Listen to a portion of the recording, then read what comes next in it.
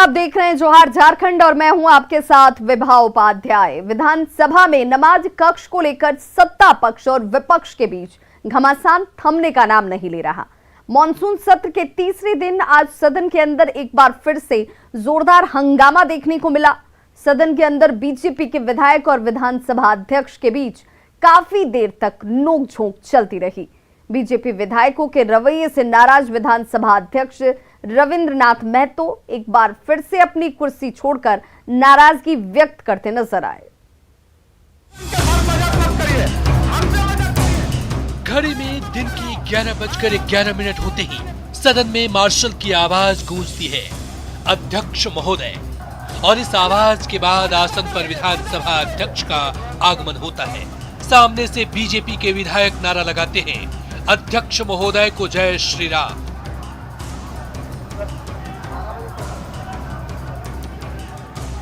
बस यहीं से शुरू होती है मानसून सत्र के तीसरे दिन की कार्यवाही और शुरू होता है हंगामा। नाराज विधानसभा अध्यक्ष ने बीजेपी विधायकों के इस स्वागत का जवाब किस अंदाज में दिया, जरा ये भी सुनिए और समझ लीजिए। करने दीजिए, चलिए। और कुछ बोलना है?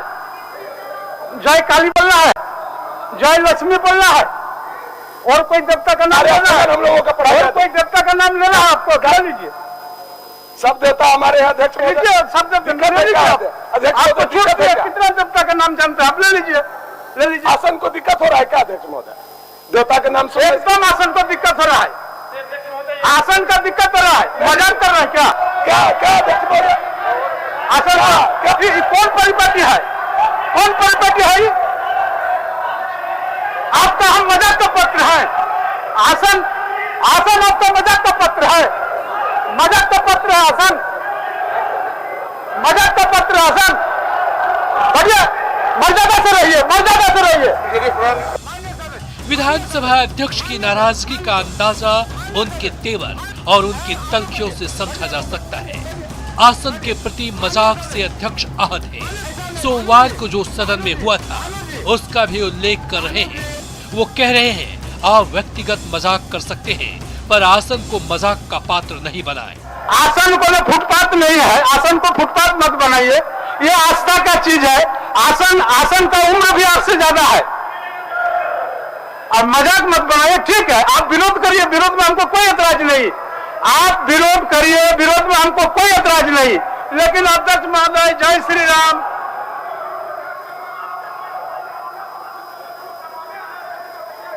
आप उल्टा बात मत बोलिए भानु जी, आप ऐसा मत बोलिए। स्पीकर की कुर्सी विधानसभा के अंदर सर्वोच्च होती है, लेकिन हम सब विधायक हैं अध्यक्ष महोदय। हम लोगों की भी दिल है, हम लोगों की भी भावनाएं हैं।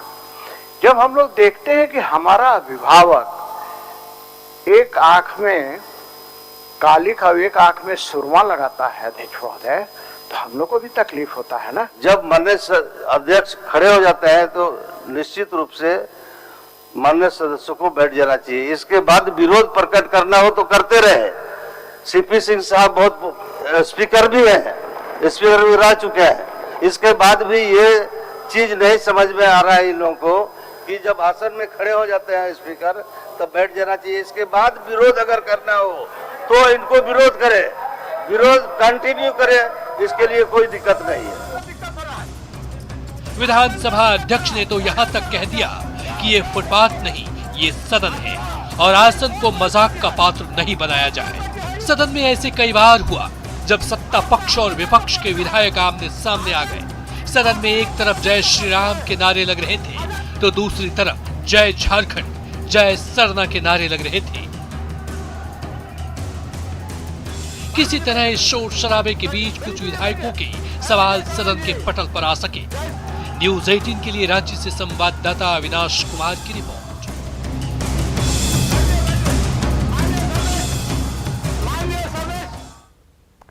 तो जिस तरह सदन के अंदर हंगामा हुआ वैसा ही सदन के बाहर भी हंगामा हुआ। बीजेपी के जो विधायक हैं उन विधायकों ने नमाज कक्ष के विरोध में सदन के बाहर हनुमान चालीसा का पाठ किया। बीजेपी प्रदेश अध्यक्ष दीपक प्रकाश ने 8 सितंबर को विधानसभा घेराव का आह्वान कर दिया। उधर पूर्व सीएम रघुवर दास ने भी शाम तक सरकार को नमाज कक्ष वाले आदेश को वापस लेने का अल्टीमेटम दे दिया। साथ ही कल विधानसभा के गेट पर धरने का ऐलान किया गया।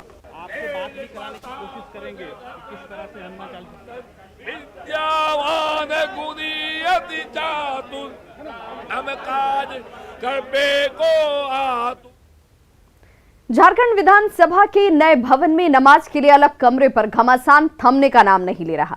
बोकारो में बीजेपी ने उपायुक्त कार्यालय के बाहर जमकर हंगामा किया तो बीजेपी नेताओं और कार्यकर्ताओं ने उपायुक्त कार्यालय के परिसर में घुसने की इस दौरान कोशिश तक की।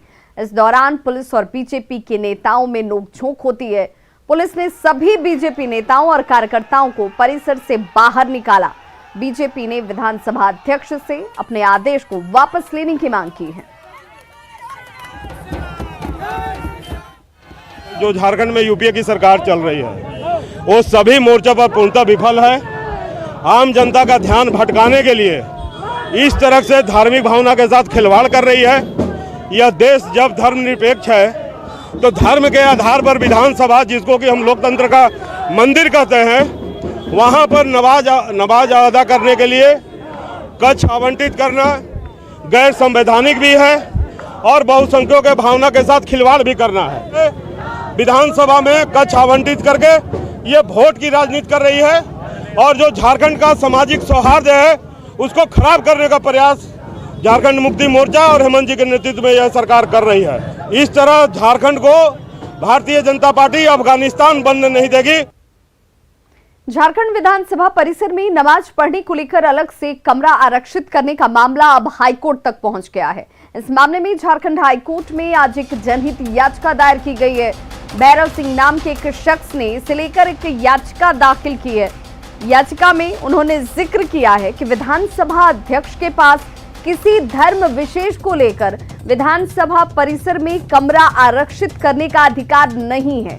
इसको लेकर संविधान के 42वें संशोधन का हवाला तक दिया गया है। साथ ही हाईकोर्ट से इस मामले में न्यायिक समीक्षा की मांग की गई है। याचिका में यह भी कहा गया है कि पब्लिक के पैसे से बने किसी भी भवन या फिर परिसर को किसी भी धर्म विशेष के लिए नहीं दिया जा सकता है। न्यायालय के समक्ष आज जो है भैरव सिंह, जो रांची के निवासी हैं, उन्होंने एक जनहित याचिका दायर की है। उसमें है कि विधानसभा स्पीकर को पावर नहीं है कि अपने एक प्रेमाइसेस को दे दिया जाए कि एक पर्टिकुलर कम्युनिटी के लोगों के लिए प्रेयर करने के लिए।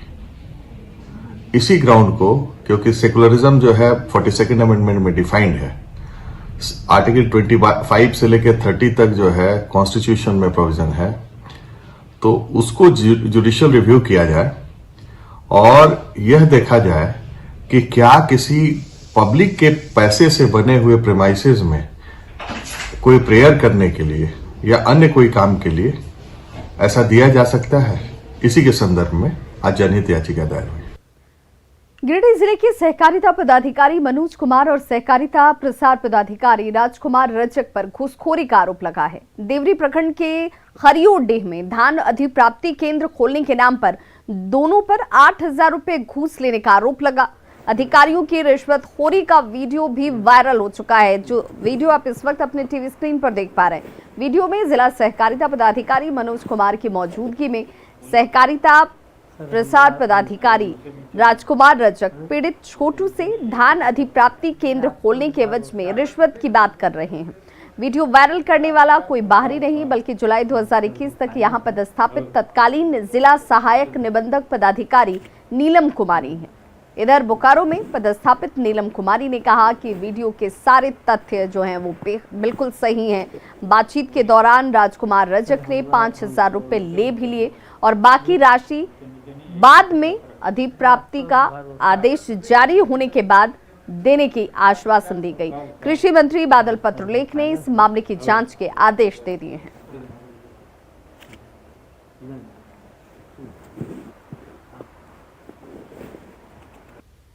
सर लाए हैं ना? भी लाए कम है। कितना लाए? बोलिए ना। 5 है। सही लोग का 5 से ज़्यादा ना भरवे नहीं करता है, भरवे नहीं करता है 5 से। उसका नया वाला में क्या कर रहा है? नया वाला में कर दिया। कब? हाँ, एक ही था, आप ही को रहेगा। एक ही काम। हाँ, इतना जान लीजिए, वो लोग जो जितना खरीदा उतना मिला के आप अपना कर दिए। तो सर उसमें समय देना होगा ना। नहीं, वो तब सिलेक्शन नहीं होगा, पैसा दीजिएगा तब सिलेक्शन करेगा, नहीं तो नहीं करेगा। सर उधारी नहीं होगा। हमको समय दीजिए सर। तो कितना समय ठीक चाहिए?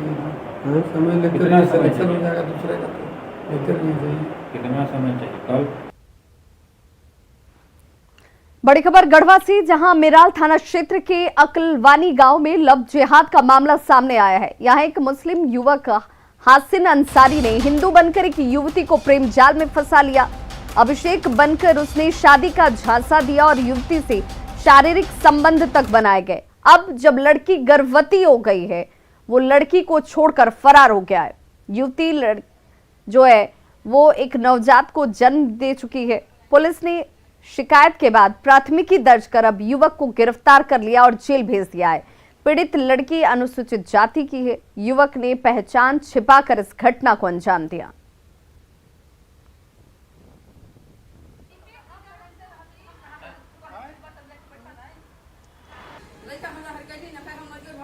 मेला देख गई रही, एगो नंबर दिले रहे, तो नंबर दिले रहे तो बतिया लगली, तो रह गई लड़का, तू कहलक भूया हमें, तो शादी कर ले कहत रही, तो अब शादी कर लेना खई कह। तो वो लड़का कौन था?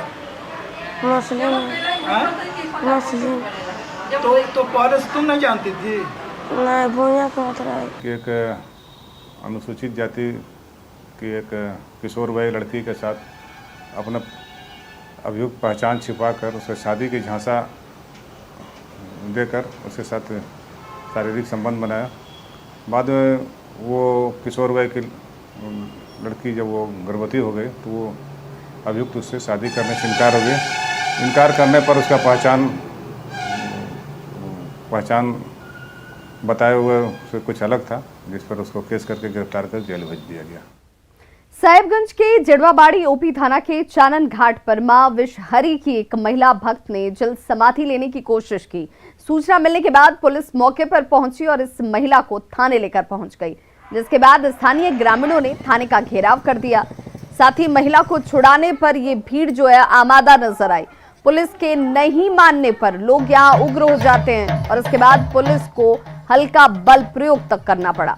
दरअसल चानन गांव के सुदामा रविदास की पत्नी रीता देवी 24 घंटे की साधना के संकल्प के साथ गंगा में प्रवेश कर गईं।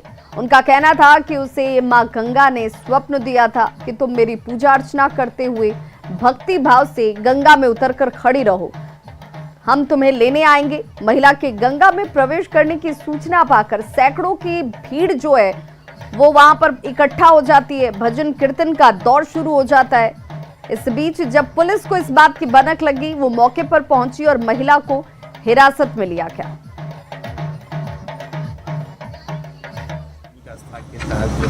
पानी में जो है गंगा के पानी में रखकर 24 घंटा तक ये लोग ये करना। तो उसी क्रम में जो है ग्रामीण लोग बहुत जुटे हुए थे ढोल बाजा के साथ। तो कोविड 2019 के तहत जो है इसको जो है आपस में भीड़ नहीं करना, उसको देखते हुए इसको वहाँ से हम लोग उठा करके लाए। टीम इंडिया के पूर्व कप्तान महेंद्र सिंह धोनी एक अच्छे खिलाड़ी होने के साथ साथ बाजार के भी सिरमौर बनते जा रहे हैं। राजधानी रांची के बाजारों में अपनी किसानी का कमाल दिखाने के बाद अब धोनी गोपालन की दौड़ में भी सबसे आगे दौड़ते हुए दिख रहे हैं। धोनी के शैम्बू फार्म हाउस की बात करें तो इस समय कई नस्लों की 150 से ज्यादा गायें इस फार्म हाउस में मौजूद हैं और फार्म हाउस से हर दिन 500 लीटर से ज्यादा दूध रांची के बाजारों तक पहुंच रहा है। उनके आउटलेट्स पर इसे बेचा जा रहा है। हालांकि कोरोना संक्रमण को देखते हुए दूध के ज्यादातर होम डिलीवरी ही की जा रही है, लेकिन कुछ लोग अब भी आउटलेट से दूध खरीदना पसंद करते हैं। खरीदारों की माने तो सेहत के लिहाज से स्वर्णगिर गाय की दूध काफी पौष्टिक और हाइजीनिक होती है। धोनी के इस आउटलेट का जायजा लिया न्यूज़ 18 संवाददाता संजय कुमार सिन्हा ने। टीम इंडिया के पूर्व कप्तान महेंद्र सिंह धोनी का यदुवंशी अवतार रांची के बाजारों में हिट साबित हो रहा है। किसानी के बाद अब जो है गौ पालन का आप नज़ारा देख सकते हैं रांची के बाजारों में। कुल मिलाकर रांची के बाजारों में धोनी के फार्म हाउस से तकरीबन 500 लीटर से ज़्यादा दूध पहुंच रहा है। कुल 3 आउटलेट हैं जहां लोगों की सुबह में भीड़ उमड़ती है। हालांकि ज़्यादातर दूध की होम डिलीवरी की जा रही है, बावजूद कुछ लोग यहां पर पहुंचते हैं। यहां पर 3 तरह के दूध हैं। एक तो HF कहते हैं जो 55 रुपये प्रति लीटर है। उसके अलावा आपको साहिवाल है जो 90 रुपये है।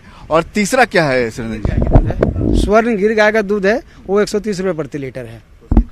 उसकी खासियत इस गाय का नाम ही स्वर्ण गिर। लोगों का कहना है कि इसको पीने से हमारा BP शुगर वगैरह सब कुछ ठीक हो गया है। आपका स्वर्ण गिर क्या? हमारे पास में स्वर्ण गिर का दूध है और ये अभी हमारे पास में 2 कस्टमर आए हुए हैं, मैं उनको देने जा रहा हूँ।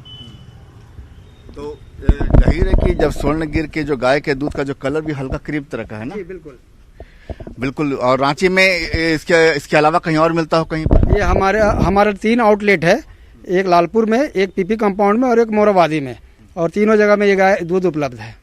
बिल्कुल। खरीदार भी हैं, हम उनसे बात करेंगे कि सर आपने कौन सा दूध खरीदा? गिर का दूध है।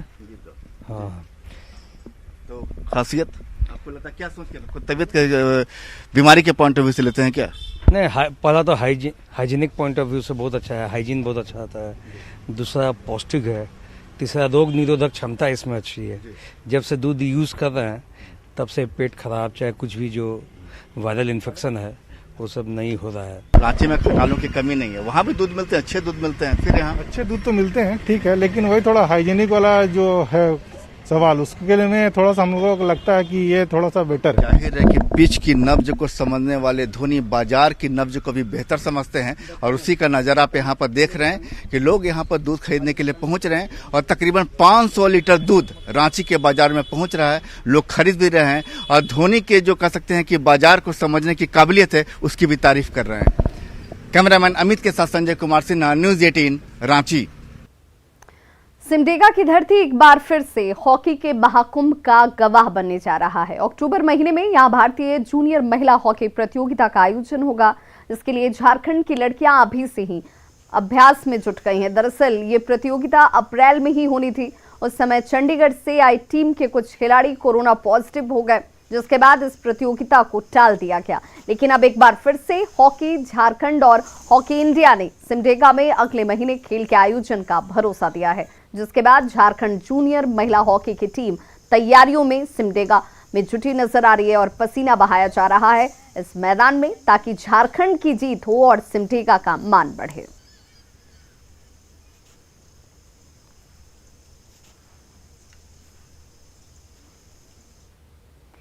भूख और जीने की जद्दोजहद में अक्सर ऐसी कहानियां जन्म लेती हैं जिसे जानकर आंखें डबडबाएं। ऐसी ही दुख भरी कहानी है एतवरिया की, जो 12 साल पहले रोजगार की तलाश में कब सीमा के उस पार पहुंच गई उसे पता ही नहीं चला।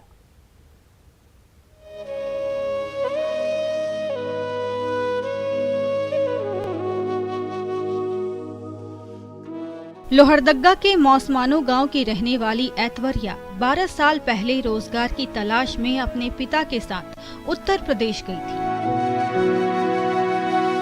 लेकिन घर लौटने के समय ऐतवरिया न जाने कहां गुम हो गई थी, जिसके बाद घर वाले उसकी तलाश कर थक चुके थे। बेटी के वापस लौटने की आस में पिता बिरसू उरांव की मृत्यु हो गई, लेकिन बेटी का कोई पता नहीं चला। वहीं यूपी से भटककर पहले उसने बिहार के किसी ईंट भट्टे पर काम किया, इसके बाद भटकते भटकते नेपाल पहुंच गई। हमारा बहन पिताजी से बाहर गई थी कमाने के लिए, तो उधर ही से गुम हो गई। तो हम लोग सारे जगह बहुत ढूंढे, तो किसी जगह पता नहीं मिला। तो हम लोग बोलते थे कि आप नहीं मिलेगा, हम लोग उम्मीदें नहीं है कि आप मिल जाएगा ऐसे। इस मामले की जानकारी पंचकुला की एंटी ह्यूमन ट्रैफिकिंग संस्था को मिली। पता चला कि ऐतवरिया नेपाल में किसी के घर में काम कर रही थी। बाद में इस मामले की सूचना मुख्यमंत्री हेमंत सोरेन को मिली, जिसके बाद उसे नेपाल से लाने की कवायद शुरू हुई। तो लाने में तो काफ़ी खुशी हुई, उनके परिवार भी काफ़ी खुशी हुए। इसके जैसे पत्रचार मिला नेपाल से, तो उसके बाद हम लोग दिल्ली के लिए रवाना हुए। वहाँ झारखंड भवन में हम लोग को हैंडओवर किया गया। उसके बाद परिवार का जो एक परिवार का जो मिलना हुआ, ये काफ़ी सुखद रहा। 12 साल बाद चमत्कार हुआ। एक एनजीओ और Haryana police state crime branch की टीम की मदद से 32 साल की ऐश्वर्या अपने गांव पहुंची, जहां उसकी सूनी आंखें परिवार से मिलने के बाद चमक उठी है। भारत लौटकर जब वो अपने परिवार से मिली तो उसकी खुशी का ठिकाना नहीं था। ऐश्वर्या अपने परिवार से मिलकर बेहद खुश है और मदद करने वालों का शुक्रिया अदा कर रही है। न्यूज़ 18 के लिए लोहरदग्गा से आकाश साहू की रिपोर्ट। करीब 4 महीने पहले मुख्यमंत्री हेमंत सोरेन ने बिरसा जीवन आयुष किट की शुरुआत की थी, जिसमें कोरोना से लड़ने, रोग प्रतिरोधक क्षमता और ऑक्सीजन बढ़ाने में मदद करने वाली दवाइयां शामिल थीं। लेकिन इस योजना की हकीकत क्या है, देखिए इस रिपोर्ट के जरिए।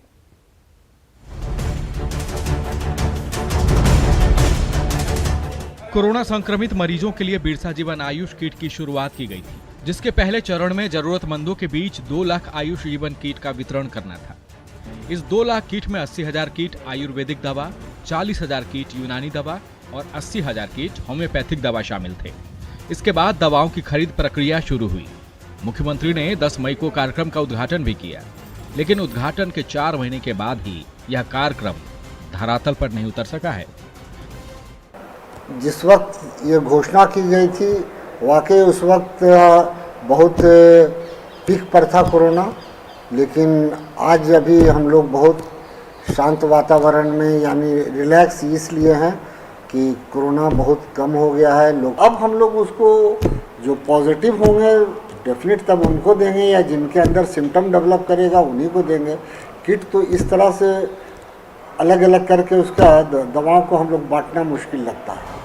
स्वास्थ्य विभाग की लेट लतीफी और बिना पूर्व तैयारी के मुख्यमंत्री से कार्यक्रम लॉन्च तो करवा दिया गया। इसके बाद स्वास्थ्य विभाग ने जिला आयुष चिकित्सा पदाधिकारी से ये सवाल पूछा कि कितनी संख्या में बिरसा जीवन आयुष किट की जरूरत है। आयुष के डॉक्टर का कहना है कि बिरसा जीवन आयुष किट की दवा अब खरीदेंगे तो कहाँ बांटेंगे। आयुष जीवन किट का को लॉन्च किया गया था, तो उसमें एक कॉन्सेप्ट रखा गया था, ये ध्यान पर रखा गया था कि भाई जो लोग होम आइसोलेशन में रहेंगे उन्हें हम दवा मुहैया कराएंगे, जो हॉस्पिटल में एडमिटेड रहेंगे हम लोग का प्रयास होगा कि उन्हें भी दवा मुहैया कराएंगे।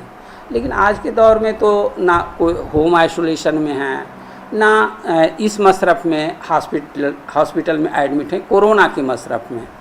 तो अब हम लोगों के लिए सोचने की बात हो गई कि यदि दवा मंगा ली जाती है, वर्क ऑर्डर चला जाता है, दवा आ जाती है, तो हमारी अपनी चिंता है कि हमारे डीएमओ लोग किनको देंगे, किनको ना देंगे। झारखंड में कोरोना संक्रमण की दूसरी लहर के दौरान हर लोग परेशान थे। कोरोना संक्रमण से लोगों को बचाने के लिए स्वास्थ्य विभाग की ओर से बिरसा जीवन आयुष कार्यक्रम बनाया गया, ताकि घर घर कोरोना की दवा पहुंचाई जा सके। लेकिन अब इस पर ग्रहण लगता दिख रहा है। रांची से न्यूज़ 18 के लिए निरंजन सिंह की रिपोर्ट। तो खबरों का सिलसिला लगातार जारी है, आप देखते रहिए न्यूज़ 18 बिहार झारखंड।